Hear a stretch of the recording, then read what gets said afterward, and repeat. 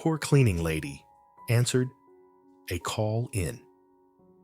Arabic in front of the millionaire CEO the next day.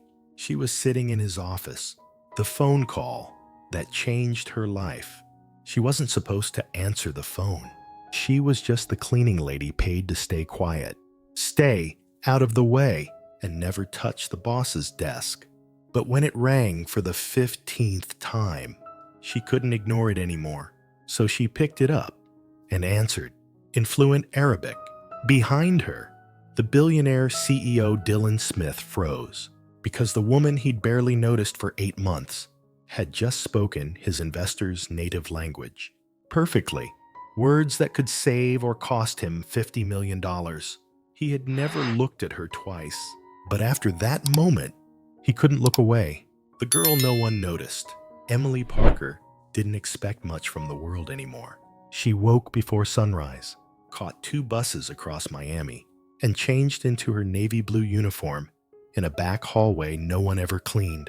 By 8 a.m., she was already wiping down countertops in a house she'd never be able to afford, not in 10 lifetimes. She cleaned Dylan Smith's mansion 5 days a week. He was a billionaire CEO, young, brilliant, untouchable. To him, she was just the woman who made the windows sparkle and the espresso cups disappear. She kept her eyes low, her headphones in, her thoughts to herself, because people like her didn't get noticed, not unless something broke, or something spilled, or someone needed someone to blame. It was a Tuesday. The house was supposed to be empty. Dylan was in meetings, she was told. Emily hummed softly as she wiped down the mahogany desk in his home office.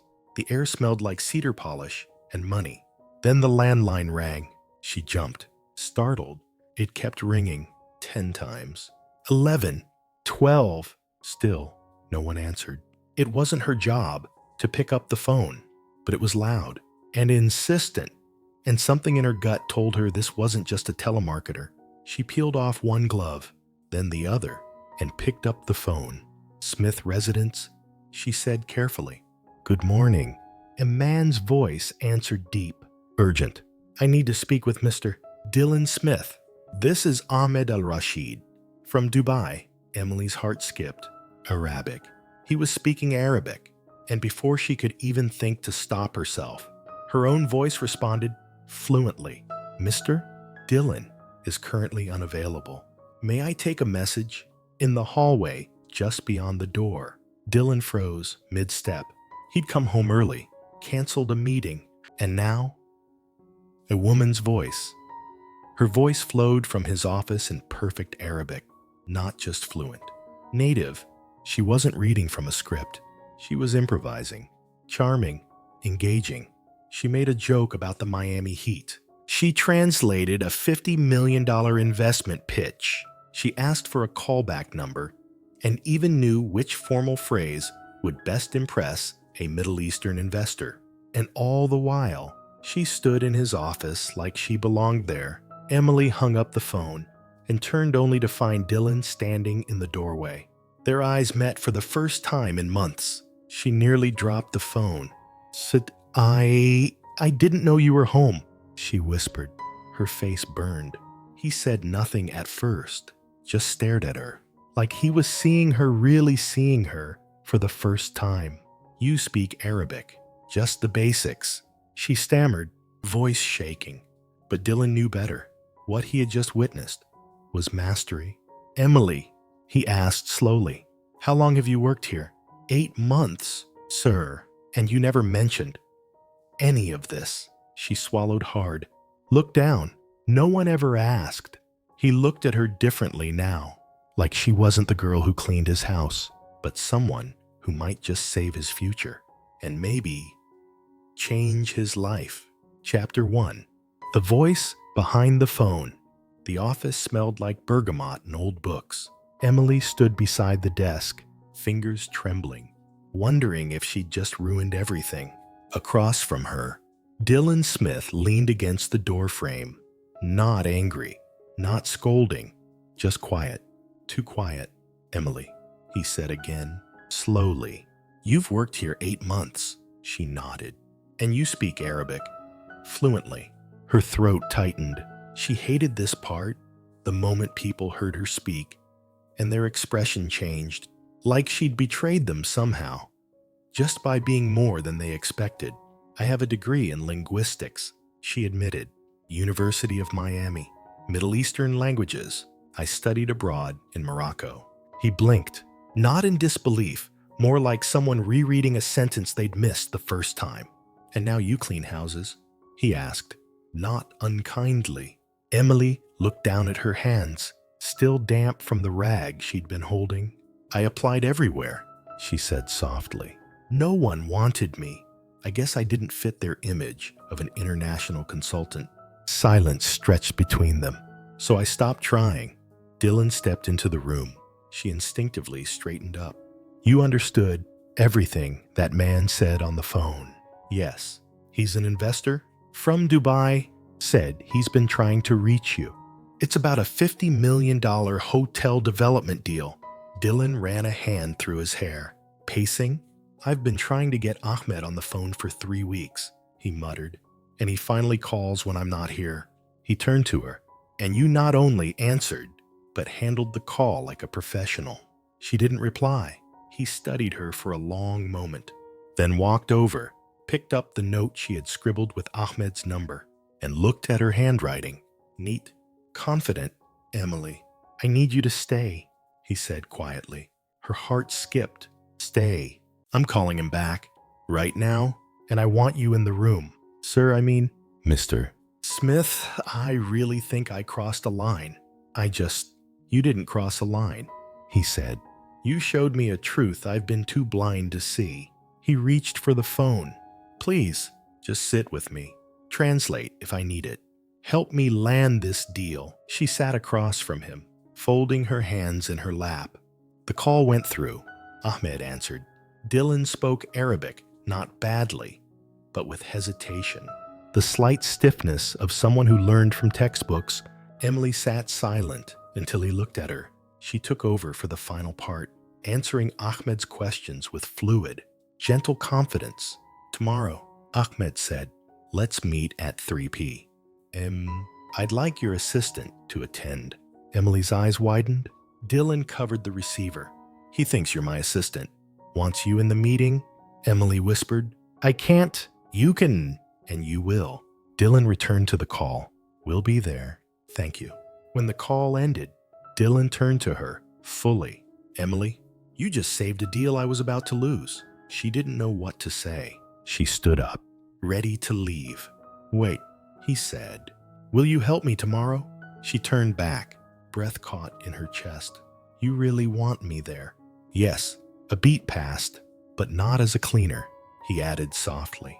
As the woman who speaks 7 languages and just became the most valuable person in my company for the first time in years, Emily felt like more than invisible. She felt chosen.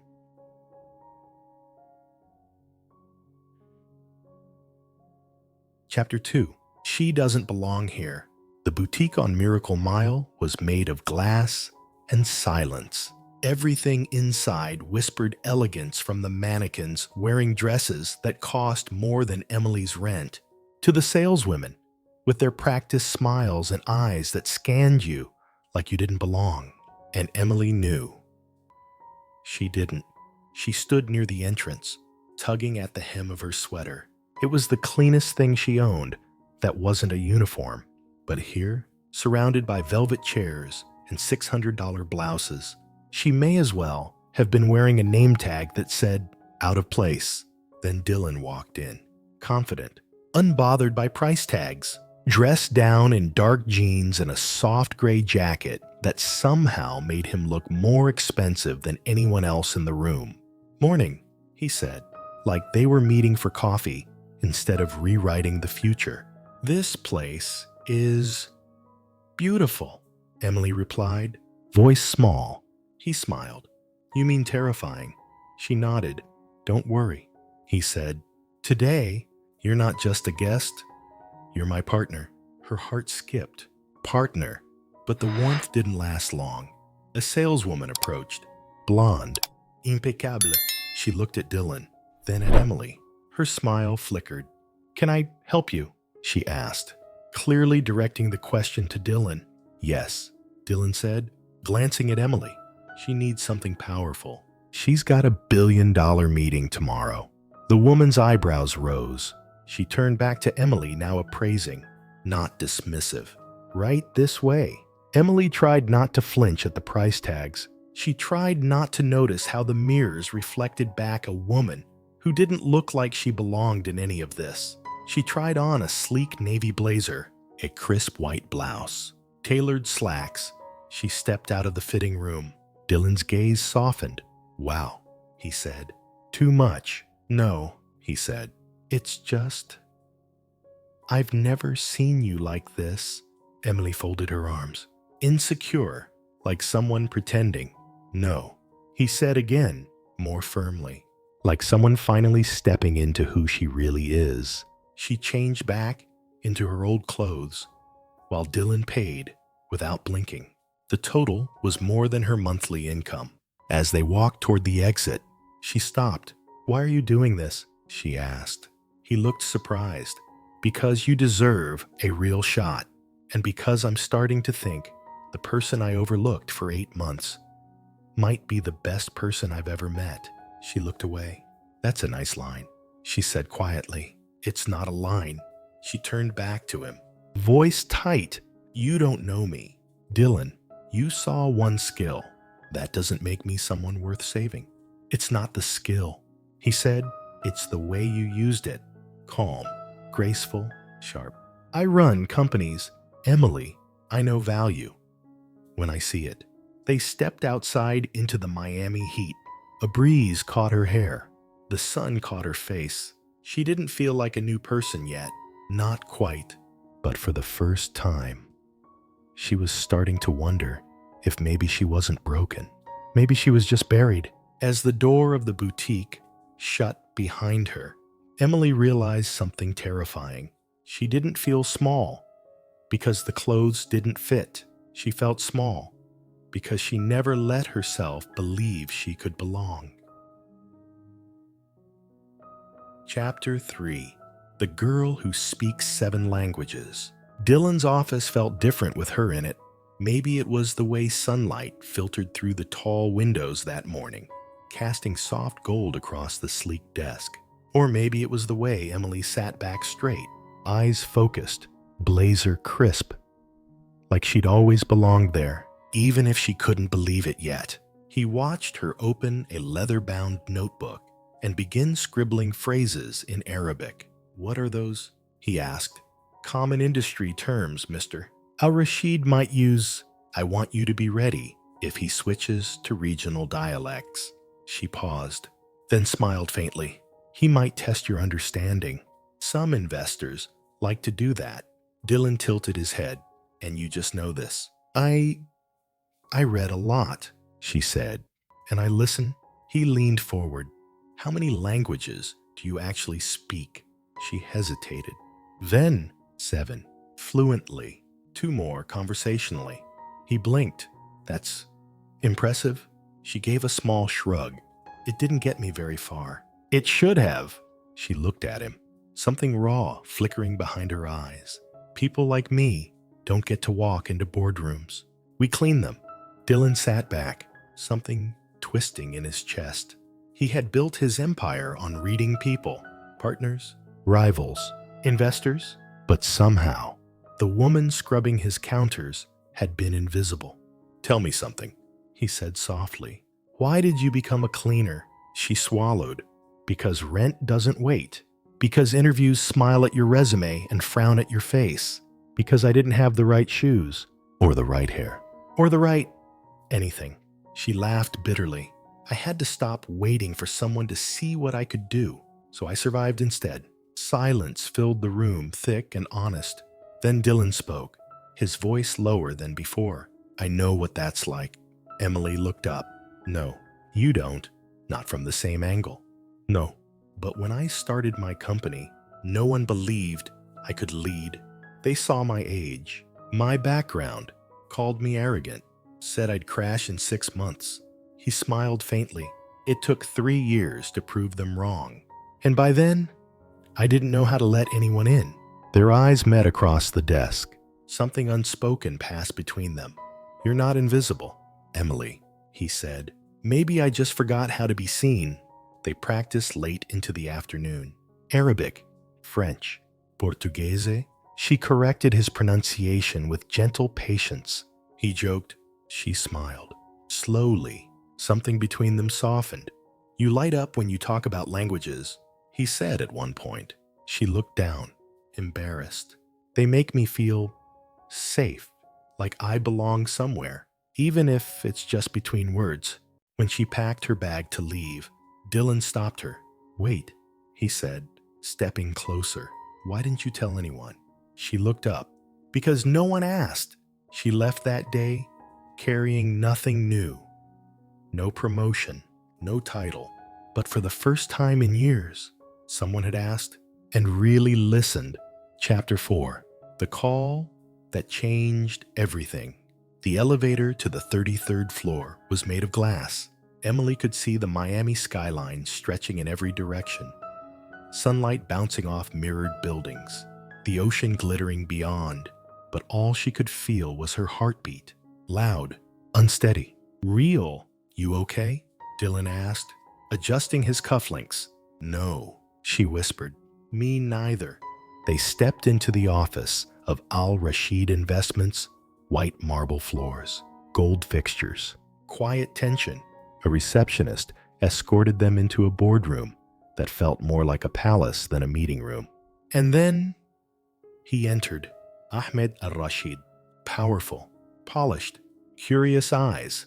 He walked straight up to Emily. So this is the woman who saved our deal, he said in Arabic. She responded with warmth and grace. Thank you for the opportunity, Mr. Ahmed. I'm honored to assist. What followed was not just a meeting, it was a performance. Emily translated flawlessly, but it was more than words. It was nuance, tone, cultural awareness.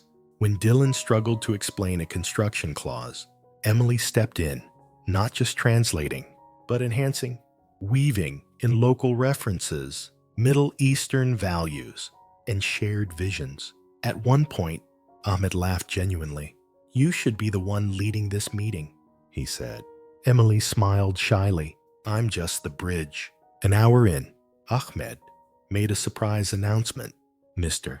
Dylan, I am prepared to move forward, but with one request, of course. Dylan replied, I want her Emily to join our project. As cultural consultant, she must come to Dubai with us next month. Emily's world tilted. Dylan's eyes widened. That's generous, Dylan said. It's essential, Ahmed replied. Your company gained my trust, but she gained my respect. They left the meeting with signed documents, a verbal agreement, and a stunned silence between them. In the elevator, Dylan finally spoke. You just changed the trajectory of this company. I'm still trying to believe this is real. They stepped onto the sidewalk. The world looked the same, but nothing was. You know what this means? He asked. She nodded, barely breathing. They want me to move. That night, Emily stood in her tiny apartment. Her old cleaning uniform hung by the door. Her new blazer rested neatly on a hanger. She was caught between two worlds and afraid to believe either one would keep her. The phone buzzed. Dylan. Hey, he said. You okay? No, me neither. I don't know if I can do this. Dylan, I don't even know who I am in this world. You're the woman who made a billionaire lean forward and listen. I'm still the girl who takes the bus home, and you always will be. That's what makes you real. But now the world gets to see what I saw. She stood by her window, staring at the city lights, somewhere between a mop and a marble boardroom. Emily Parker had just been reborn. Chapter 5. The Woman Who Believed Nothing Good Lasts. Emily couldn't sleep. The offer letter from Dubai lay open on her tiny kitchen table. Its letterhead looked so official, so clean, like a dream. printed in ink, 6-month contract, executive consultant, all expenses paid, a number next to salary she had only ever seen on TV. And yet, she felt the old weight on her chest, the familiar dread. Because whenever something beautiful entered her life, it left her father, her scholarship, her old apartment, repossessed overnight. Even the friendships she dared to form crumbled when bills and survival took over. So how was she supposed to believe this would be any different? The next morning, she found Dylan sitting on a bench outside the office tower, coffee in hand. He looked tired, in a good way, like a man carrying something big, and finally learning to share the weight. "Hey," he said, "I figured you'd need a sunrise talk." "How'd you know?" "Because I couldn't sleep either." They sat quietly for a moment, the Miami wind brushing past, the streets just starting to stir. Emily glanced at the letter in her hands. "It's too much," she whispered. "It's not enough," Dylan said. "I'm not ready. You're overdue." She turned to him, eyes raw. "You don't understand. People like me, we don't get this kind of chance. Not without something breaking, not without a catch." He didn't flinch, just listened. "Every time I think life is giving me something good, it gets pulled away. Like it was never mine to begin with. That's because the world conditioned you to expect scraps," Dylan said gently. "But this is yours. You earned it." She shook her head. "I'm scared to believe in it." "Then let me believe for you." The silence that followed was thick with something unsaid, something fragile. Emily stared ahead at the city she had scrubbed and walked and survived in. You ever feel like your whole life has been about surviving and not 1 second of actually living? "Every day," Dylan said. "Until recently." She looked at him. "Until what?" "Until you answered that phone." They stayed there, two strangers sitting on the edge of a world that was just beginning to notice her. Eventually, Dylan stood. "I have something to show you," he said. He opened the passenger door of his car for her. She hesitated, then stepped inside. They drove past the office buildings, past the neighborhoods she'd never been able to afford, until they reached the docks. A yacht bobbed gently at the marina. Not massive, elegant, quiet. Dylan led her aboard and pointed to a small silver plaque on the wall. It read, "Everything good lasts if you fight for it." "My dad had that made before he died," Dylan said. "He lost everything at least twice, but he believed that if something was worth having, you fight to keep it." "And did he?" "Yeah," Dylan smiled. "He kept my mom. Through hell and back." Emily traced the lettering with her fingers. "I've never had anything worth fighting for. Maybe now you do." Emily didn't say yes to Dubai that night, but she said yes to something even scarier. The idea that maybe she was allowed to have more than survival. Maybe she was allowed to be chosen. Chapter 6. The Goodbye That Wasn't. The suitcase sat half-zipped at the edge of Emily's bed. Inside, a tailored navy blue suit, 2 pairs of heels, a small leather notebook, and the passport she hadn't used since college. In less than 12 hours, she'd be boarding a flight to Dubai. A new job, a new title, a life-changing opportunity. But her chest felt tight, not from fear of the unknown, from something closer, something she was leaving behind. Dylan hadn't called, not since their last strategy meeting 3 days ago. She understood. He was busy, or maybe he was making it easier, because neither of them had said it, not directly, not aloud, but something had changed between them. In the space between languages, in the softness of late-night calls, in the way he looked at her, not like an employee, but like a possibility. And now, she was leaving at 8 Hjortingst to P. Her phone buzzed. "Dylan, meet me. Please. Just 15 minutes. I'll wait at the little cafe on 30. She grabbed her coat before her mind could argue. The cafe was nearly empty. Soft jazz played overhead. The same worn couple in the corner booth. The smell of cinnamon and espresso filling the air. Dylan stood as she walked in.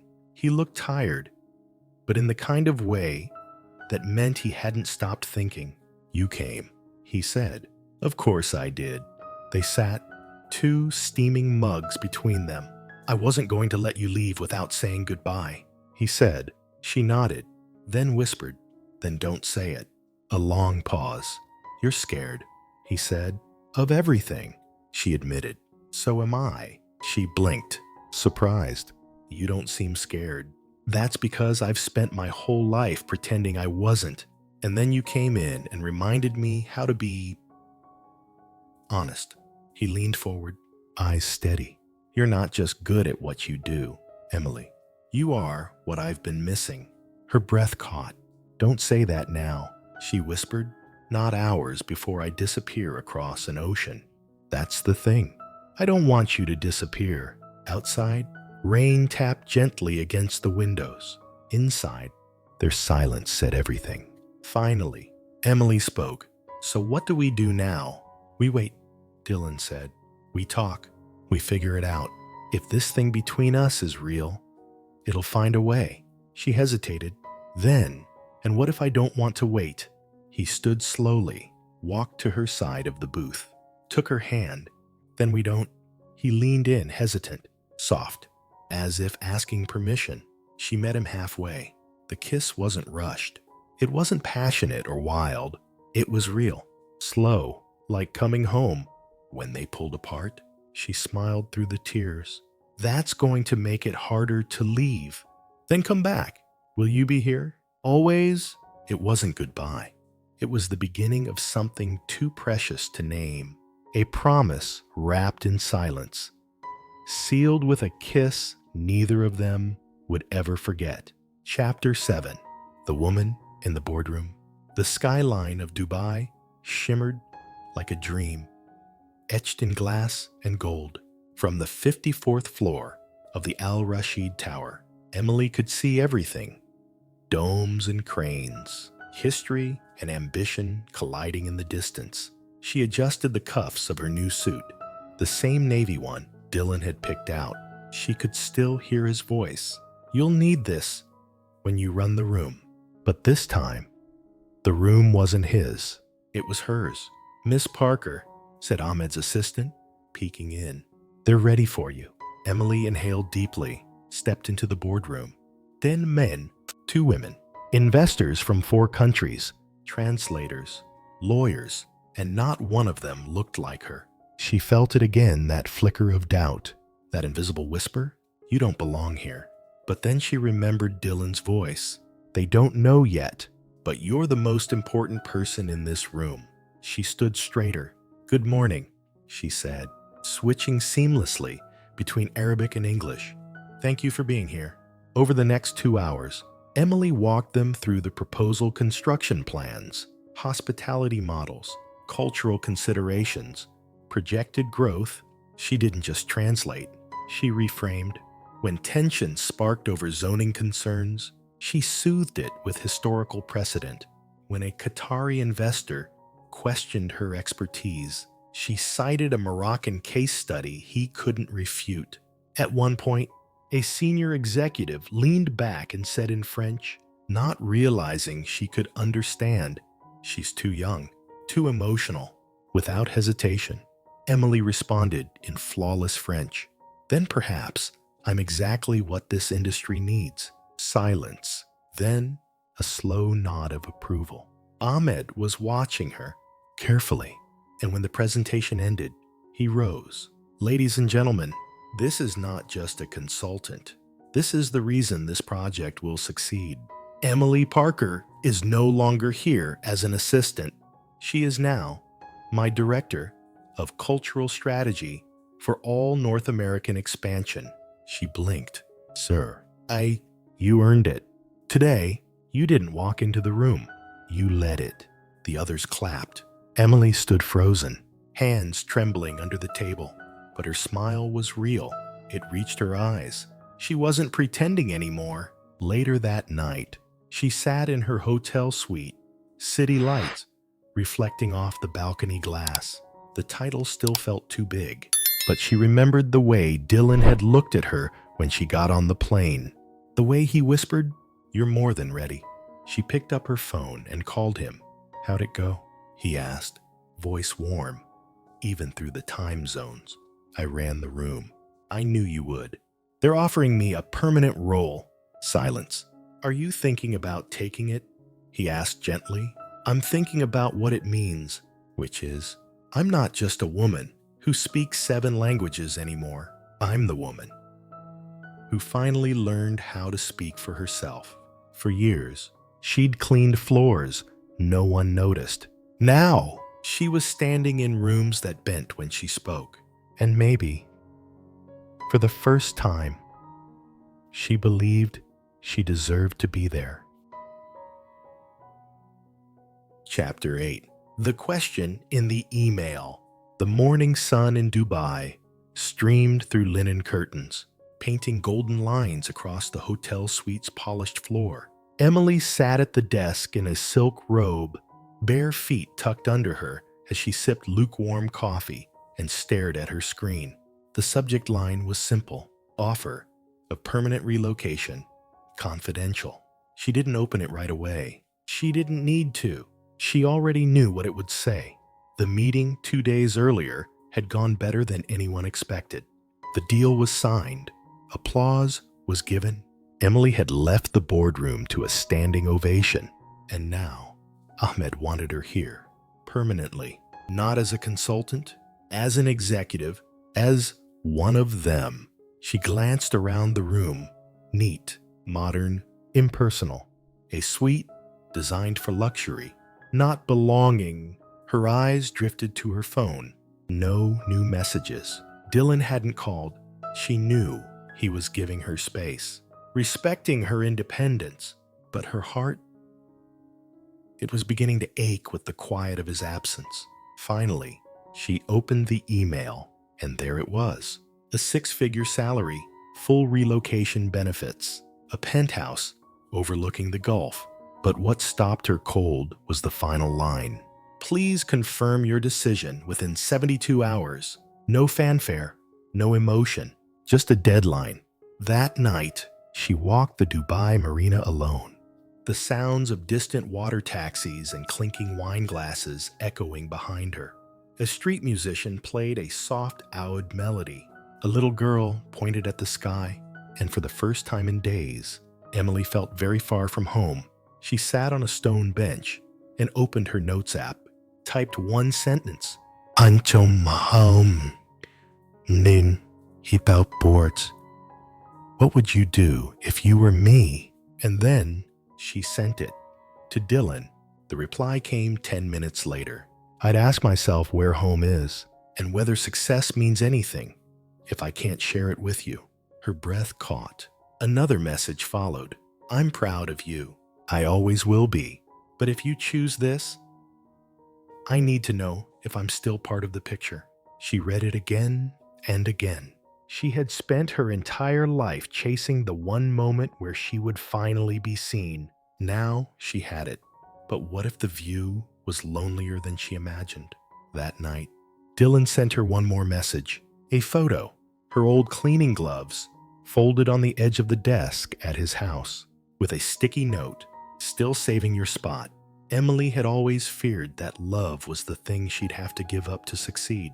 But maybe, just maybe, the right love waits, even across oceans, even across silence. Chapter 9. The flight home. The wheels left the tarmac just after midnight. Emily pressed her forehead to the plane window, watching the lights of Dubai disappear into the clouds. She didn't cry, not because it wasn't hard, but because something in her had already shifted. She wasn't leaving something behind. She was returning to something real. The flight was long. 15 hours of blinking seatbelt signs, polite meals, and thoughts that looped like a broken film reel. She read the offer letter once more, then deleted it. She reread Dylan's last text, the one with her gloves. and that sticky note, and she smiled. When the plane touched down in Miami, the city felt different. Not smaller, not brighter, just warmer. She stepped off the jet bridge, heels clicking, heart racing. She expected a driver, maybe a note, some kind of quiet welcome. But there he was, Dylan, standing just past security, holding a paper coffee cup in one hand and a small bouquet of Damascus roses in the other. "You remembered," she whispered, eyes wide. "They only bloom in the spring. I had to pull some strings. You didn't have to come. You said you were coming home. Where else would I be?" The ride back was quiet, but not awkward. Just full. At a red light, Dylan glanced over. "So, are you staying?" Emily looked out the window. "No." His hands tightened slightly on the steering wheel. "You're not?" She turned to him and smiled. "I'm not just staying, I'm building." I told Ahmed I'd stay on as international consultant based in Miami. He exhaled, eyes closing with relief. "You chose both. I chose us." Back at his house, their house, now he walked her in like it was the first time. The living room smelled like lavender, her favorite. On the kitchen table sat a framed photo, the two of them in Dubai, blurry and sunlit. Beneath it, a new nameplate, Emily Parker Smith, cultural director, partner, co-founder. "You made that. I had it made. In case you said yes, and if I hadn't, I would have built the company anyway," Dylan said. "But without you, it would have been empty." That night, Emily unpacked her suitcase slowly. She folded her blazer, her documents, her memories. Then she pulled out a small silver box. Inside was the original offer letter from Dubai, the one she printed before she left. She didn't tear it up.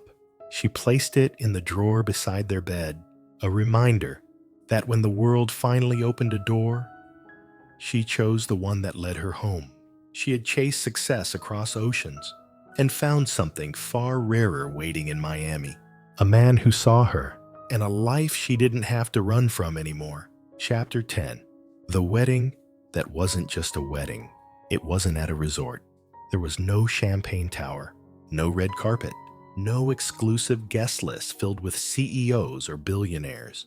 It was under a canopy of lights in the Miami Botanical Garden, a space where jasmine met mangrove, and the path to the altar was lined with flowers from 5 continents. A quiet Friday evening, a crowd of 43 guests, and 2 people who had already built more than most couples ever dreamed. Emily stood before the mirror in a silk gown stitched with lace from Morocco and pearls Dylan had surprised her with from Seoul. Her hair was swept back, no veil, no fuss, just her.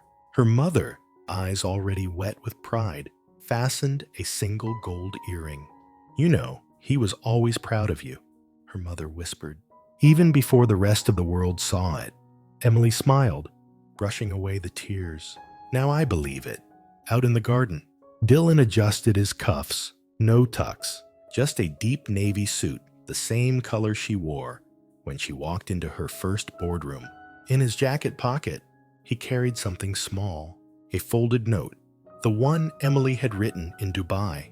"What would you do if you were me?" The music began. She appeared barefoot on the garden path, a soft breeze brushing the edges of her dress. Dylan's breath caught, not because she was beautiful, but because in that moment, she looked exactly like the woman he fell in love with, the one who once answered a phone she wasn't supposed to touch, and somehow changed everything. The vows weren't long. They didn't need to be. "You saw me," Emily said, "when I didn't even see myself. You made room for me," Dylan said, "in business, in your heart, in a life I never thought I deserved. You never made me choose between ambition and love. You never made me hide my fear." They exchanged rings beneath a sky that had just begun to turn pink. And when the minister said, "You may kiss the bride," Dylan didn't hesitate. He kissed her like a beginning, not just of marriage, but of every chapter still to come. Later, During dinner, under fairy lights, Ahmed stood to give a toast. Some people build companies, he said. Others build families. But these two, they built a language of their own. Everyone raised their glasses to love that listens and love that leads. As the night stretched on, Emily found herself slow dancing barefoot on the grass, her head against Dylan's chest. "I still can't believe this is my life," she whispered.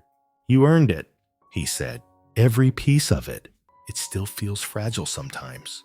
Then we protect it," he said. "Every day." She looked up at him. "What now?" He smiled. "Now, we build an empire." It wasn't just a wedding. It was a homecoming, a recognition, a reminder that love doesn't just find you. It waits for you to finally see yourself. The girl who answered the phone, she was never supposed to be seen. Not really.